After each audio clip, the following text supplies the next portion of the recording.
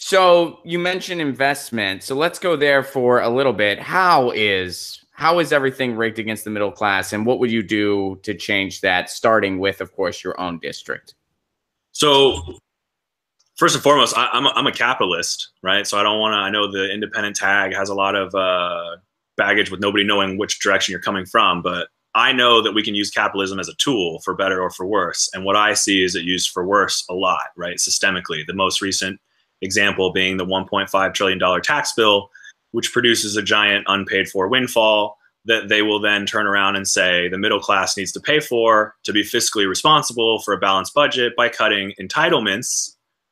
And that always sticks in my craw because they're really talking about Social Security and Medicare, Medicaid, and those are not entitlements. You know, Medicare and Social Security are something that you paid for your entire life.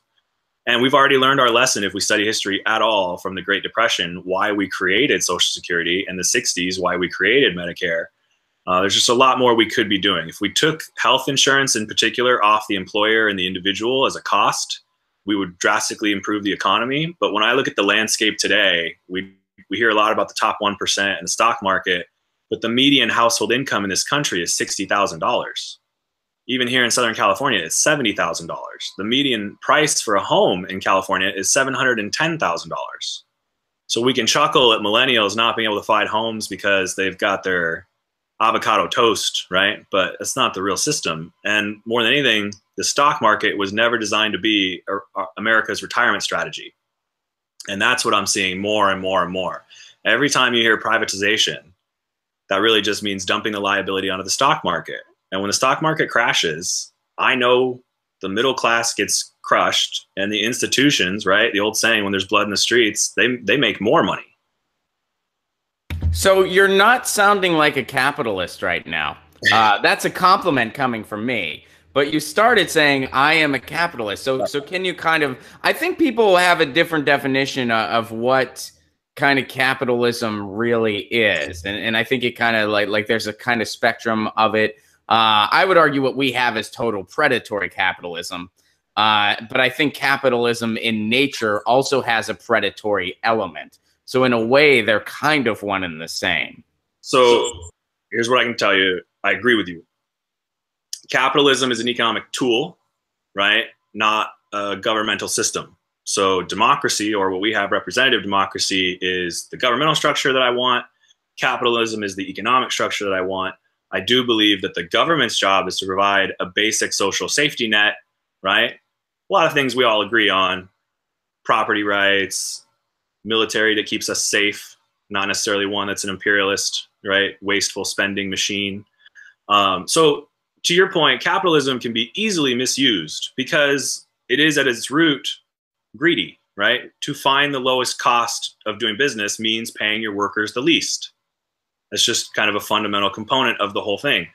So for me, when it comes to the government's role up against capitalism, we always have one of two choices. You can regulate or you can negotiate. I'm a big fan of negotiate.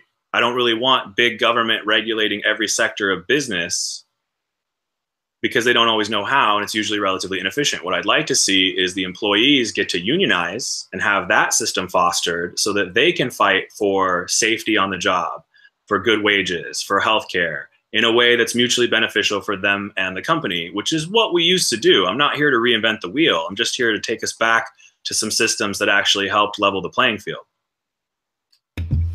Yeah, you know, the best analogy of capitalism I ever heard actually came from Henry Rollins, if you know who Henry Rollins is. Very much so. And, well, he said, he's like, look, I'm not completely against the total idea of capitalism.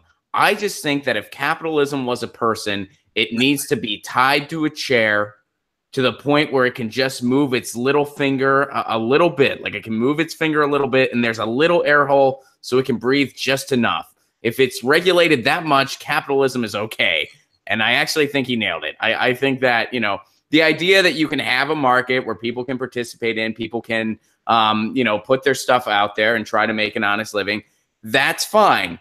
There just needs to be, like you said, strong unions, strong workers' rights, strong social protections within a society. Because, by the way, if you don't have a social safety net, democracy can't work. So, you know, whenever you hear people on the right railing against any type of social safety, it's like, well, clearly you hate democracy then, which they do. But that's what I always bring it back to. Like, well, you're anti-democracy then, because you can't have one without the other. You just can't. Well, and they're the same people that want to spend on militarized police and military. And it's not that they don't like spending. Like they're fibbing, right? Every time they talk about hating spending, they love spending. They just love spending on different things. Both sides love spending. But you look at a state like California that now has a budget surplus because, in my opinion, yes, the economy, but also Prop 30, where we voted to increase taxes on ourselves.